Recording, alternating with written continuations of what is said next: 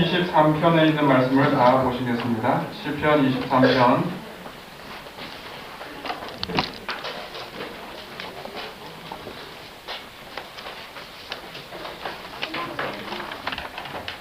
시편 23편 4절입니다. 내가 사망의 음침한 골짜기로 다닐지라도 해를 두려워하지 않을 것은 주께서 나와 함께 하심이라. 주의 지팡이와 막대기가 나를 안위하시나이다. 우리가 이 시편 23편은 너무나 많이 암송하고 애송하고 기억하는 이 구약의 가장 인기 있는 장 중에 하나가 이 시편 23편입니다.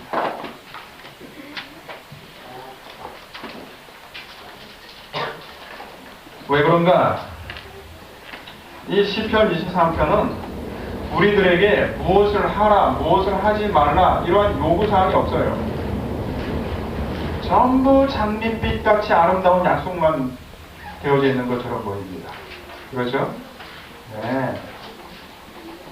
마치 어린아이들에게 딱딱한 빵을 주고 아주 부드러운 샌드위치에 잼이 잔뜩 발려져 있는 그 부드러운 빵을 두 개를 딱 주어서 하나를 택하라 그러면 대부분의 아이들이 다 어디를 택하겠습니까? 네? 잼이 가득하게 발려져 있는 그 부드러운 샌드위치 쪽을 다 택할 거예요. 이 시편 23편이 그런 것입니다. 네, 다 보이는 게 잼이에요, 잼. 아주 맛있고 달콤하고 감미롭고 아주 맛을 돋구는 그러한 구절로 되어져 있습니다. 그래서 이 구절을 읽으면 마음이 편해요. 그러나 그 이면을 들여다보면 정말 아름다운 약속들과 보상과 상급으로만 되어져 있을까? 그런 것은 또 아닙니다. 그런데 이 시편 23편을 보면 이것은 우리가 다윗의 시라 그래서 다윗이 이 시를 썼다고 우리가 알고 있습니다. 다윗은 목자였어요. 양에 대해서 잘 압니다. 목자의 생리에 대해서 잘 아는 사람이었습니다. 어린 시절부터 청년 시절을 거쳐서 목자로서의 경험을 정말 많이 한 사람이 다윗입니다. 양을 기르면서 가졌던 경험을 바탕으로 해서 아마 이 시편 23편을 썼을 것이라고 그렇게 생각을 합니다. 그런데 이 시편 23편의 여러 구절들 가운데서 특별히 오늘 우리가 상고해 볼 수 있는 구절은 4절입니다. 내가 사망의 음침한 골짜기로 다닐지라도 해를 두려워하지 않을 것은. 그러나 이 구절을 통해서 세 가지의 귀한 교훈을 살펴보고자 합니다. 첫째는 계곡의 현실을 받아들여야 한다. 그럼 계곡은 힘들고 어려운 길입니다. 평탄한 길을 좋아하지 아주 굽이굽이 돌이 많고 가파르고 그러한 곳을 사람들은 원하지 않아요. 그런데 왜 굳이 양들이 그리로 통과해야 되는가 하는 거예요. 근데 목자들의 그 삶을 통해서 그들이 경험한 것을 우리가 들으면 1년에 한 번 정도는 양들이 머무는 곳을 떠나서 긴 여행을 해야만 한다 그래요. 양을 이렇게 기르다 보면 그러한 일이 발생한다고 합니다. 산 정상이 아주 높은 산 정상에 눈이 가득할 때에는 보통 양들이 양 그 우리 주위에 이렇게 머문다 그래요. 그러나 시원한 여름이 되면 신선한 목초지를 찾기 위하여 더 멀리 가야 하는데 때로는 언덕 위까지 가야 된다는 겁니다. 그럴 때는 부득불 계곡을 지나야 한다는 거예요. 양들을 데리고 가야 하는 곳, 그곳은 여름의 뜨거운 온도보다도 시원하고 물이 잘 흐르는 곳으로 인도하기 위하여 목자가 양을 그렇게 많은 경우는 아니지만 그러나 정말 신선하고 아름다운 목표지로 인도하기 위하여 그렇게 해야 된다고 하는 것입니다. 이 시편 23편은 인생의 시라고도 합니다. 그래서 삶에도 계곡이 있다고 하는 거예요. 태양이 밝게 빛나지 않는 날들, 우울하고 슬픈 날들, 하는 일이 제대로 잘 되지 않는 날들, 준비는 잔뜩 했지만 그러나 그 준비에 맞는 적절한 보상이 없는 날들, 참 많은 날들이 있습니다. 그러나 사람들은 모두가 다 한결같이 공통적인 바람이 있는데, 그것은 산 높은 곳에서 시원한 바람을 맞으면서 안락한 의자에 앉아서 쉬는 것입니다. 이것은 다 원하는 거예요. 그러나 현실은 그렇지 못하다고 합니다. 학생들에게는 시험이 우울한 날이 될 수 있어요. 직장을 다니는 사람에게는 상사가 자신을 책망하고, 그래서 아유 이제 내가 쫓겨나지는 않을까, 그런 염려의 계곡을 지날 때가 있는 것입니다. 어느 날 갑자기 친구들이 나에게 등을 돌리고, 그래서 홀로 외롭게 살아가야 되는 그러한 때가 있는 거예요. 왜 그럴까? 우리가 이 계곡에 처해 있어서 헤매고 있을 때에는 자기 연민에 빠지기 쉽습니다. 왜 나만 이렇게 힘들게 이러한 가파른 길을 올라가야 되고, 이렇게 발이 부릅뜨고 발이 까지고 이러한 길을 나만 걸어가야 될까? 자기 연민에 빠질 때가 많아요. 그런데 우리가 등산을 해보면 알 수 있습니다. 어떨 때는 혼자 가파른 길을 갈 때도 있지요. 그런데 항상 나 혼자만은 아닙니다. 그렇지 않습니까? 길을 가다 보면 어때요? 가파른 길을 가다 보면 어느 순간에 내 앞에 사람들이 내가 갔던 가파른 길을 거쳐서 가는 사람의 모습이 보입니다. 또 뒤를 돌아보면 어때요? 어느 순간에 내가 걸어왔던 그 가파른 길을 또 밑에 있는 어떤 사람들이 또 걸어와요. 나 혼자만 그런 길을 걷는다는 생각은 우리들의 삶을 더 어둡게 하는 거죠. 왜 나만 하는 일이 안 될까? 꼭 다른 사람들은 다 통과되는데 내 차례가 되었으면 꼭 왜 이럴까? 뭐 이런 생각을 할 때가 많이 있죠. 식사를 하는데도 그래요. 배급을 하는데도 맛있는 것이 저기 있는데 내 차례에 딱 와가지고 어떻게 되세요? 이게 떨어진 거예요. 그럴 때가 있어요. 그럼 우리는 어떻습니까? 왜 나만 이럴까? 이거예요. 왜 나한테만 이렇게?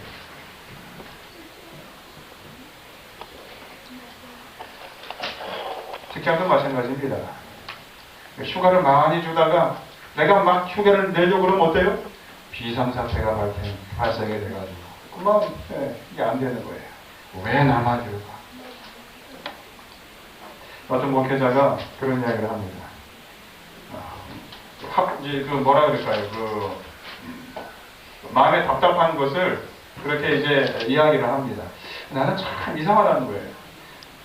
나에게 유리할 것 같았던 법들은 내 이전에는 잘 적용이 되다가 이제 내가 막 정말 이익을 얻을 수 있는 그런 시기가 딱 되면 순간 법이 바뀐다는 거예요.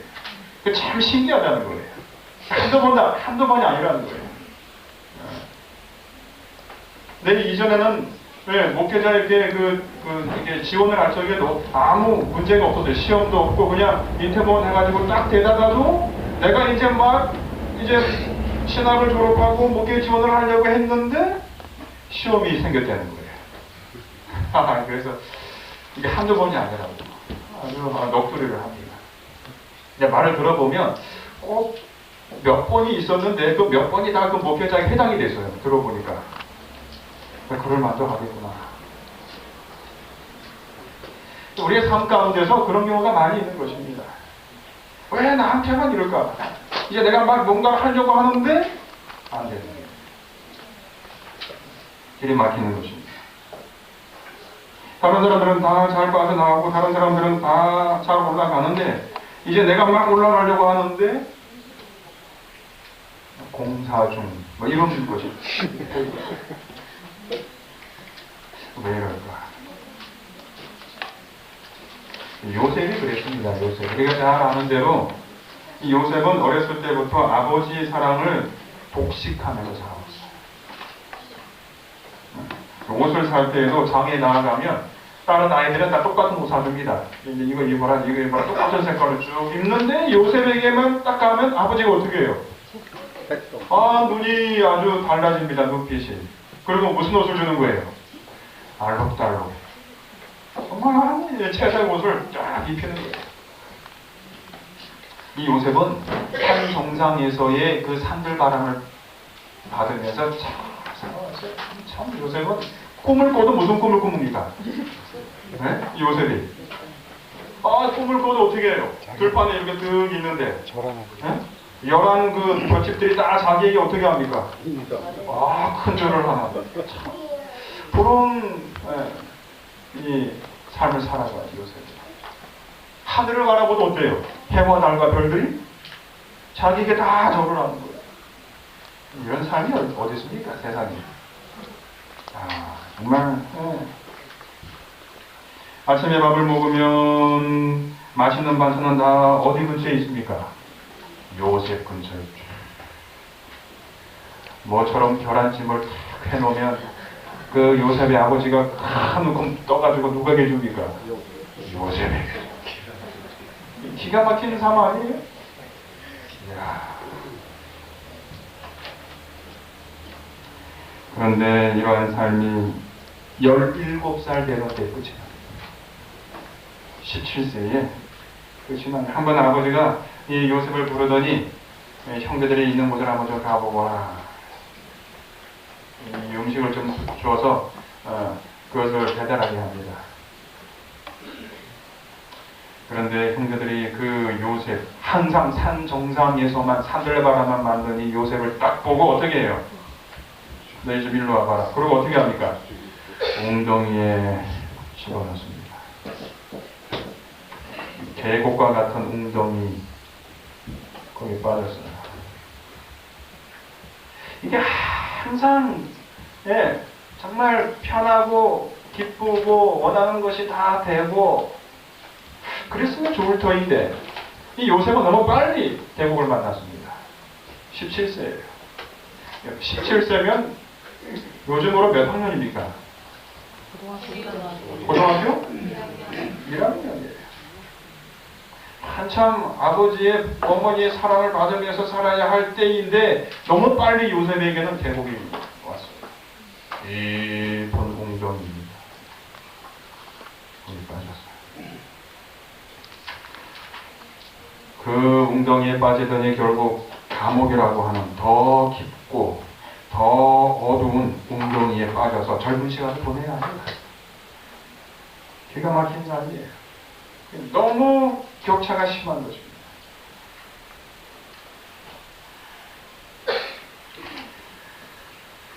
계곡에서 그를 맞이하는 상황은 어려운 것입니다. 이리 패이고 또 저리 깎이고 그러나 이 요셉이 그러한 곳에 굴하지 아니하고 그곳에서 올라갑니다. 그 계곡을 타고 올라가요. 한 걸음 한 걸음 올라갑니다. 그리고는 어떻게 해요? 애굽의 산 정상까지 올라갔어요. 혈통으로 될 수 있는 왕 이외에는 오를 수 있는 최고위까지 올라갔어요. 총리까지 올라가겠어요. 그곳에서 다시 가족과 함께 산 정상의 푸른 목초지에서 평화롭게 삶을 살아갑니다. 이 요셉이 그러한 어려운 웅덩이의 계곡의 삶을 살 때에 그가 포기하지 않았던 것이 하나가 있었어요.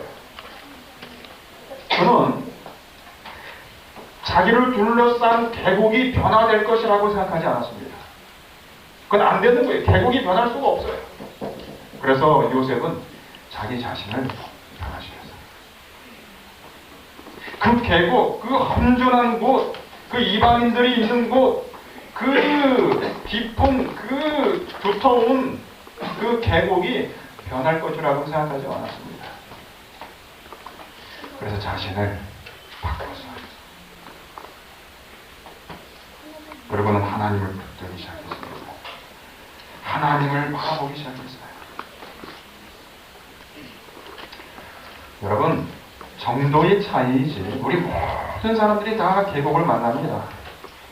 어떤 사람은 좀 길게 만나고, 어떤 사람은 조금 짧게 만나고, 어떤 사람은 정말 깊은 곳을 만나고, 어떤 사람은 그렇게 깊지 않은 곳을 만납니다. 그러나 다 어느 순간 계곡을 다 가게 돼 있어요.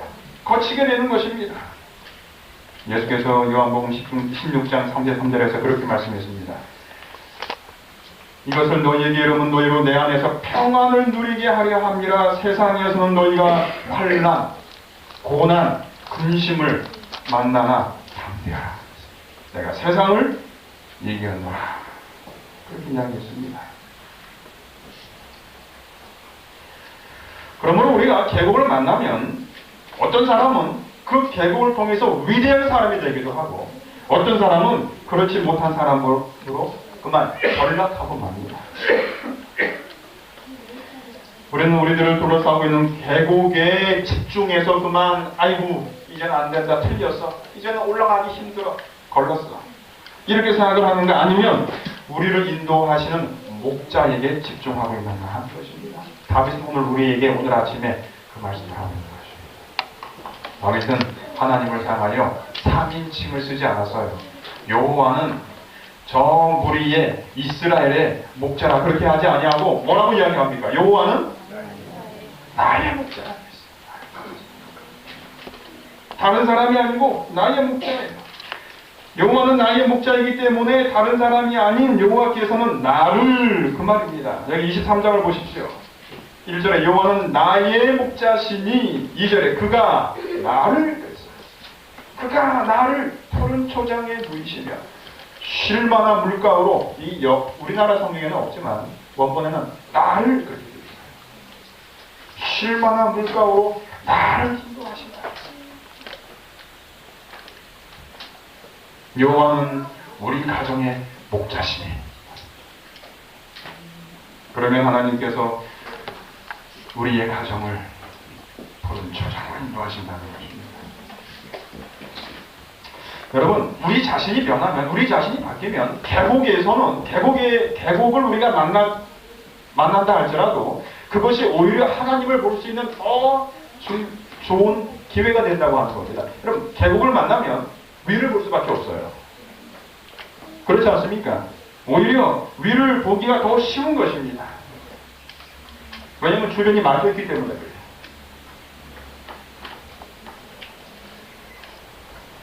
다윗은 계곡을 보지 않고 목자를 보았습니다. 목자를 보았어요. 그 다윗을 인도하는 목자를 보았습니다. 목자를 보았더니 목자의 손에 들려져 있는 것도 보게 되었어요. 그게 여기 4절의 그 말입니다. 내가 사망의 음침한 골짜기로 다닐지라도 해를 두려워하지 않을 것은 주께서 나와 함께 하심이라. 그 다음 어떻게 해요? 주의 지팡이와 막대기. 이 다윗이 골짜기만 바라보았다면 그는 불평만 했을 것입니다. 그리고 주저앉았을 거예요. 왜 나는, 내 삶은 왜 이렇게 항상 꼬이기만 하고 되는 일이 없고 주저앉았을 것입니다. 그런데 이 다윗이 목자를 보았기 때문에 목자를 자세히 보니까 어때요? 목자의 손에 들려져 있는 것도 보게 된 거예요.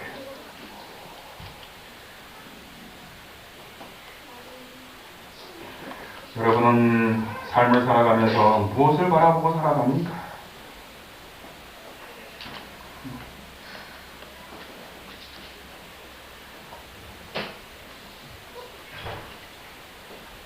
다윗은 그렇게 이야기했습니다. 내가 죽음의 골짜기로 다닐지라도. 근데 이것을 공동 번역에는 참 그 번역을 잘 해놨어요. 거기는 뭐라고 되어 있냐면 내가 사망의 음침한 골짜기로 지날지라도 이렇게 되어 있어요.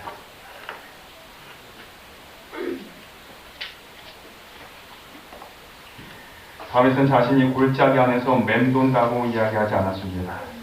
그는 골짜기를 지난다고 이야기했어요. 계곡은 일시적인 것입니다. 우리가 직면한 계곡은 일시적인 거예요. 터널은 머물기 위해서 만들어진 것이 아닙니다. 통과하기 위해서 만들어진 것입니다. 비록 캄캄하지만, 비록 어렵지만 더 빠르게 우리가 원하는 곳으로 인도하는 것입니다. 그게 터널이고 그게 계곡이에요.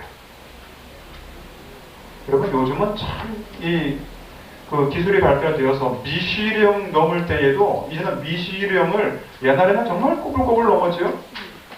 그 미시령 넘어가려 그러면 진이 다 빠집니다. 그런데 요즘 어떻게 돼 있어요? 그냥 터널을 뚫어놔가지고 그냥 쭉 가다 보면 가다가 보여요. 터널은 머물기 위해서 만들어진 것이 아닙니다. 통과하기 위해서 만들어진 거예요. 계곡은 우리가 머물기 위해서 있는 것이 아니에요. 지나기 위해서. 공동번역이 참 번역을 잘했어요. 죽음의 골짜기로 지날지라도. 고린도전서 4장 17절에 그렇게 말씀했습니다. 우리의 잠시 받는 환난에 가벼운 것이 지극히 크고 영원한 영광에 중한 것을 우리에게 이루게 하느니 우리의 돌아보는 것은 보이는 것이 아니요 보이지 않는 것이니 보이는 것은 잠깐이요. 잠깐입니다. 우리가 지금 맞이하는 이 계곡은 잠깐이에요. 지금은 비록 힘들지만 앞이 보이지 않지만 그러나 우리가 주님을 바라볼 때에 더 빠른 길로 원하는 곳에 갈 수 있는 길이라고 하는 것입니다.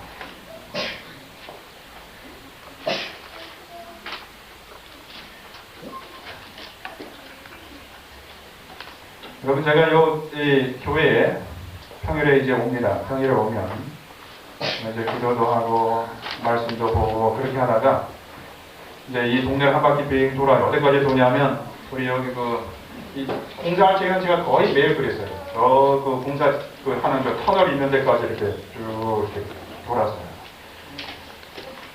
근데 이제 그렇게 가다 보면 저쪽에 집을 많이 지었는데 그 집에 개가 2마리가 있습니다. 큰 개, 시커먼 개가 2마리가 이렇게 있는데, 근데 그 개 중에 한 마리가, 그 이제 개가 이렇게 집이 있는데 그 집 옆으로 낮은 담이 있어요. 이렇게 담이 이제 가시면 볼 겁니다. 예, 낮은 담이 이렇게 있는데, 근데 그 중에 그 한 마리 개는 항상 그 집, 조그만 자기 집, 그 지붕을 이렇게 2발로 이렇게 하고 이렇게 서서 이렇게 봐. 뭐가 있나 이렇게 봅니다. 어느 순간에 아마 그걸 터득을 했던 것 같아요. 이 개가 항상 그냥 그 개줄에 매어서 뱅글뱅글 돌기만 하다가 어느 순간은 이 개에게는 지평이 열렸던 거예요. 이게 이렇게 딱 짚고서 이렇게 왜 그럴까요? 걔가 왜 그렇게 해요? 힘들게 그 2 다리로 그냥 이렇게 균형 맞추기 위해서 막 바닥바닥 거리면서 이렇게 봐요. 왜 그래요? 네? 담 때문에? 안 보여서 그래요. 이유는 간단합니다. 안 보이니까 그렇게 합니다. 우리가 우리의 삶 가운데도 마찬가지예요. 왜 우리가 주님을 바라볼까요? 왜 우리가 주님을 주목하고 왜 주님을 우리가 바라봅니까? 계곡 때문에 안 보이는 거예요. 여러분, 그 미물도 정말 하찮은 그 동물도 어떻게 해요? 안 보이니까 그렇게 이렇게 넘어보잖아요. 인간도 그렇게 되어야 하는 것입니다. 이 다윗이 그랬어요. 계곡을 걷다 보니까 보이는 게 안 보이는 거예요. 안 보이는 게 너무 많아요. 주님을 바라보니 주님의 손에 들려져 있는 막대기와 지팡이를 보는 것입니다. 그래서 그것이 큰 위안이 되었다. 막대기의 역할이 뭡니까? 목자의 손에 들려져 있는 막대기의 역할이 뭐예요? 종종 양을 치다가 일이나 다른 짐승들이 그 양떼를 해치려고 할 때 어떻게 합니까? 막대기로 쫓아내는 거예요. 쫓아내고 어떻게 합니까? 그 지팡이로는 양을 돌리는 거예요. 이것을 모세가, 이 다윗이 경험한 것입니다. 문제는 우리가 계곡을 바라볼 때의 우리의 태도예요. 우리의 태도가 어떻게 변해야 될까 하는 것입니다. 한 번은 어린아이가 교실 앞에서 그런 이야기를 했어요. 애들 앞에서 나는 커서 서커스에서 사자를 조련하는 사람이 될 겁니다. 이렇게 이야기했어요. 그럼 사자 알죠? 사자. 사자를 조련하는 사람이 되고 싶어요. 그래서 나는 많은 사자를 거느릴 거예요. 그래서 나는 사자 고려도 들어가고 거기서 으르렁거리는 사자들에게 채찍도 이렇게 가하고 그래서 사자들을 다 이렇게 통제할 겁니다. 그렇게 아주 크게 이야기했어요. 그리고는 잠깐 멈칫하더니 그럴 때의 상황을 하면 이 아이가 생각을 한 겁니다. 그러더니 그것으로 끝나고 인사하고 내려와야 되는데 그 아이가 그것으로 못 내려오는 거예요. 왜요? 그 상황이 어떤 겁니까? 말은 했지만 이게 보통 상황이 아니에요. 그 으르렁거리는 사자들을 채찍을 가지고 그 안에 들어가서 통제를 하려고 보니까 이게 뭐 보통 그래서 이 아이가 마지막에 이런 말을 했어요. 물론 나는 아빠를 내 옆에 있게 할 거예요. 이러고 끝나고 내려가는 거예요. 아빠가 있어야 된다. 아빠가 있어야 일을 할 수 있다는 거예요. 양이 얼마나 약한 동물인지 몰라요. 이 양은 목자가 없이는 살 수가 없는 존재입니다. 다윗은 계곡만을 바라보지 않았습니다. 주님을 바라봤어요. 여러분 사무엘상 17장 34절에 보면 그가 그런 이야기를 합니다. 다윗이 사울에게 그런 이야기를 했어요. 내가 저 골리앗과 더불어 싸우겠습니다. 그랬더니 이 사울 왕이 기가 막힌 거예요. 그 조그마한 목동이 보니까 갑옷도 없고 칼도 없고 창도 없고 그냥 나가서 싸우겠다는 겁니다. 그때에 네가 가면 안 된다. 그래서 다윗이 그런 이야기를 합니다. 다윗이 사울에게 고하되 주의 종이 아비의 양을 지킬 때에 내가 그것을 경험했습니다. 내가 목자로서 한번 양들을 돌보는 것을 한번 경험해 봤더니 그 말이에요. 사자나 곰이 와서 양떼에서 새끼를 움키면 내가 따라가서 그것을 치고 그 입에서 새끼를 건져내었고 그것이 일어나나를 해하고자 하면 내가 그 수염을 잡고 그것을 쳐 죽였나이다. 주의 종이 사자와 곰도 쳤을즉. 이 막대기의 힘이 지팡이의 힘이 목자의 손에 들려져 있는 지팡이의 힘이 그러한 것이라고 하는 것을 알게 됩니다. 그래서 다윗은 목자를 방문한 것입니다. 목자는 양들을 돌볼 때에 집에서 리모컨으로 조절하듯이 그렇게 하지 않았어요. 멀리서 그렇게 하지 않았습니다. 그는 양 곁에서 그들의 움직임을 주시하고 하나님 주시하고 그들을 돌보았던 것입니다. 하나님께서 그러셨어요. 그래서 가장 잘 보여주는 것이 성육신입니다. 하나님께서 이 땅으로 내려오셔서 우리 곁에 사시면서 그렇게 하셨어요. 목자의 모습입니다. 어느 유명한 배우가 큰 만찬에 식후 연사로 초청되었어요. 그가 이제 일어나서 청중들에게 답례를 하고 자신이 이제 그 정말 좋은 목소리로 시를 낭송할 것인데 한번 추천하라고 했어요. 어떤 시를 낭송할지를. 갑작스러운 부탁이라 청중들이 멈칫했어요. 조용했습니다. 그때 한 은퇴 목사님이 손을 들어서 시편 23편을 낭송해달라고 했어요. 그랬더니 이 배우가 약간 몸을 뒤로 젖히더니 이제 자기가 이야기했기 때문에 그 제안을 수락을 했어요. 수락하는 대신에 이 배우도 한 가지 요청을 했습니다. 그것은 내가 23편을 낭송하고 난 이후에 그 요청했던 이 목사님도 한번 해보라고 그렇게 얘기했어요. 그래서 목사님이 그렇게 하겠다고 했습니다. 이 배우가 시편 23편을 정말 멋지게 낭송했습니다. 그 기름진 목소리로 연기하듯이 그 감정을 섞어가면서 시편 23편을 낭송을 했어요. 낭송이 끝나자 우리와 같은 박수 소리가 터져 나왔어요. 사람들이 열광을 했습니다. 목사님 자리가 되어서 꾸부정한 이 목사님이 연단에 올라가서 이 시편 23편을 읽었습니다. 그 만찬 장소에 있는 사람들의 눈에 눈물이 보였어요. 숙연해졌습니다. 그랬더니 이 배우가 이 목사님을 이렇게 손을 잡고서는 그 연단에 이렇게 올라가서 그렇게 이야기했습니다. 여러분, 내 버전과 이 목사님의 버전의 차이를 알아내셨지요? 나는 시편 23편을 알지만 이 목사님, 이 배우는 정말 근사한 목소리로 시편 23편을 암송할 만큼 정말 잘 낭송을 했지만, 그러나 이 목사님이 하나하나 더듬더듬거리면서 그렇게 할 때에 사람들의 생각 속에는 야, 저분이야말로 목자가 어떤 분인지를 알겠구나. 여러분, 우리가 이 시편 23편을 하루에 20편, 30편 낭송할 수 있습니다. 그러나 정말 중요한 것은 우리가 목자를 알고 있는가 하는 거예요. 우리를 인도하는, 나의 삶을 인도하는, 나의 가정을 인도하는 목자를 내가 알고 있는가 하는 것입니다. 우리의 삶이 때로는 버벅거려도 관계없어요. 그렇게 윤택하지 않아도 관계없습니다. 그렇게 세련되지 않아도 관계없어요. 그렇게 멋지지 않아도 관계없습니다. 때로는 버벅거리고, 때로는 세련되지 못하고, 때로는 가진 것이 없고, 때로는 우리의 행동이 너무 어눌하고, 우리의 말이 더듬거리고,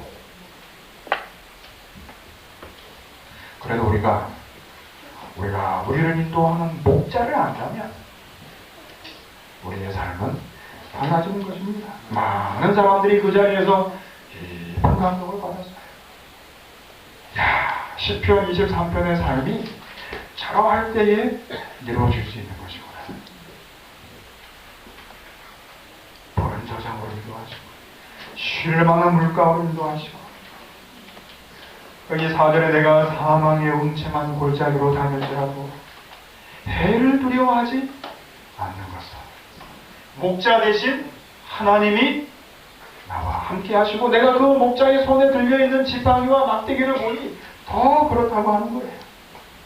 그래서 이 5절에 뭐라고 이야기합니까? 주께서 내 원수의 목전에서 내게 상을 베푸시고 기름으로 내 머리에 바르셨으니 내 잔이 넘쳐나이다. 잔이 넘칩니다. 나의 평생의 선하심과 인자하심이 정녕 나를 따르리니 내가 여호와의 집에 영원히 거할 것입니다. 이렇게 이야기했어요. 여기 박 벤슨이라고 하는 사람이 이렇게 이야기했습니다. 삶이 어려울 때는 당신은 이유가 필요한 것이 아니라 위로가 필요한 것입니다.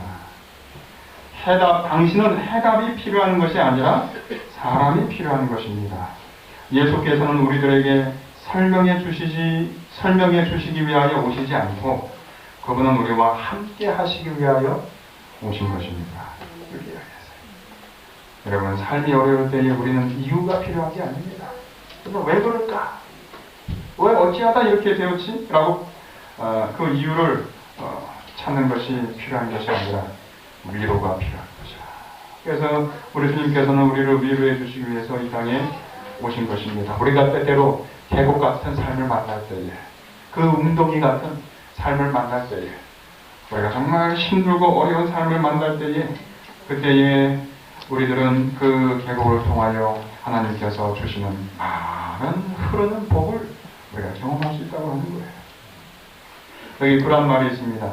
단순한 사실은 물이 도랑이나 수로 혹은 계곡을 따라 흐르듯이 그리스도인의 경험에서 하나님의 복은 고통스러운 경험으로 우리의 삶에 패이고 깎인 계곡을 통하여 흐른다는 것이다.